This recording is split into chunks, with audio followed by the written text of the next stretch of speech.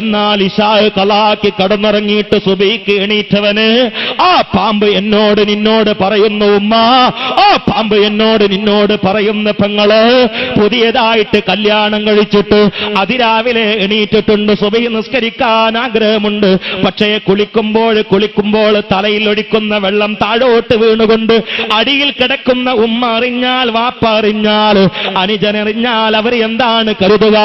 ഞാനും എന്റെ ഭാര്യയും അതാ സംസർഗം നടത്തി എന്ന് കരുതുകയില്ലേ എന്ന കേവലമായ ഒരു മടി കൊണ്ട്, ആവശ്യമില്ലാത്തൊരു നാണം കൊണ്ട് പടച്ച തമ്പുരാൻ കാഫിറാകുന്നതിന്റെയും മുസ്ലിമാകുന്നതിന്റെയും ഇടയില് കയ്യിൽ തന്ന തിരിച്ചറിയൽ കാർഡാകുന്ന നിസ്കാരത്തെ വലിച്ചെറിഞ്ഞുകൊണ്ട് മുകൾ ഭാഗത്ത് വീട്ടിന്റെ ടെറസിലെ ബെഡ്റൂമിൽ സുഖമായി സുബ്ഹി ബാങ്ക് പള്ളിയിൽ നിന്ന് കേൾക്കുമ്പോൾ അസ്സലാത്തു ഖൈറും മിനന്നൗം എന്ന് കേൾക്കുമ്പോൾ നുല്ലിപ്പിച്ച് ചിരിച്ചു കളിച്ചുകൊണ്ട് ബെഡിൽ കിടന്നുകൊണ്ട് ആസ്വദിക്കുന്ന ഭാര്യമാരെ, ഭർത്താക്കന്മാരെ താക്കീത് കേട്ടോ.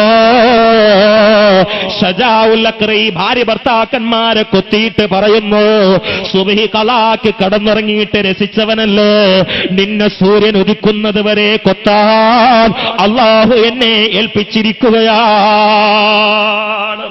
കല്യാണം വരുമ്പോ നിസ്കരിക്കാത്ത ഉമ്മയില്ലേ, പരീക്ഷ വരുമ്പോ നിസ്കരിക്കാത്ത പെങ്ങളില്ലേ, സ്കൂളിൽ രാവിലെ മുതൽ സന്ധ്യാസമയം വരെ പഠനത്തിന് വേണ്ടി വിനിയോഗിച്ചിട്ട് ളുഹ്ർ അസ്ർ നഷ്ടപ്പെട്ടതിൽ ബോധമില്ലാത്ത പെൺകുട്ടികളില്ലേ, ഫുട്ബോൾ മത്സരത്തിൽ പങ്കെടുത്തതിന്റെ പേരിൽ കാണികളായി നിന്നുകൊടുത്തതിന്റെ പേരില്, അല്ലെങ്കിൽ സ്ക്രീനിലൂടെ ക്രിക്കറ്റ് കണ്ടതിന്റെ പേരില് ഭക്ഷണം നഷ്ടപ്പെട്ടിട്ടില്ല, പണമുണ്ടാക്കുന്നത് മുടങ്ങിയിട്ടില്ല, പക്ഷെ നിസ്കാരം ഖളാ ആയ ഉമ്മത്തിലെ മെമ്പർമാരില്ലേ, അതേ രാവിലെ കൂലിപ്പണിക്ക് പോയിട്ട് വൈകുന്നേരം തിരിച്ചു വരുമ്പോ മഗ്രിബിന്റെ ശേഷം മൊത്തം വന്നിട്ട് പള്ളിയിൽ വെച്ച് നാണമില്ലാതെ ഖളാ വീട്ടുന്ന വലിയ ഈമാനാണ് എന്ന് വിചാരിച്ച് നിസ്കാരം ഖളാ വീട്ടല് ഒരു ഫാഷനാക്കിയ തൊഴിലാളികളില്ലേ.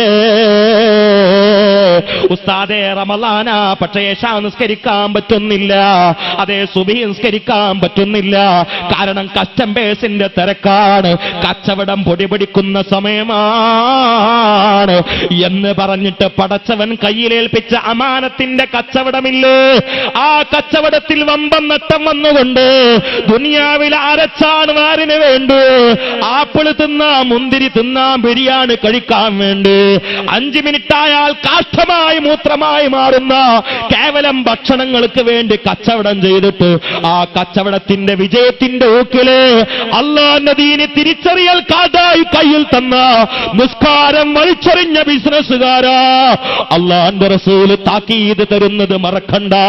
ഞാൻ വീണ്ടും പറയുകയാ, ഉമർ ഇബ്നുൽ ഖത്താബിന്റെ അഭിപ്രായത്തിൽ നിസ്കരിക്കാത്ത അബ്ദുർ റസാഖ് അല്ല, രാമനാണ്. ഇബ്നു അബ്ബാസിന്റെ അഭിപ്രായത്തിൽ നിസ്കരിക്കാത്ത നഫീസയല്ല, ലക്ഷ്മിയാണ്. അത് അഹ്മദ് ഇബ്നു ഹംബലിന്റെ അഭിപ്രായത്തില് നിസ്കരിക്കാത്ത അബ്ദുൽ ജലീലും സിദ്ദീഖും അബൂബക്കറോ രാമനും കൃഷ്ണനും അതാ പറുങ്കോടനുമാണ്. നിസ്കരിക്കാത്ത നഫീസയും സുലൈഖയോ, നിസ്കരിക്കാത്ത ജമീലയോ, മഹാന്മാരായ പണ്ഡിതന്മാര് പലരുടെയും ഭാഷയില് ലക്ഷ്മിയാണ്, മീനാക്ഷിയാണ്, രാജയാണ്, മറക്കണ്ട. അല്ലാഹു മുസ്ലിം ഉമ്മത്തിനെ കാത്തുരക്ഷിക്കട്ടെ.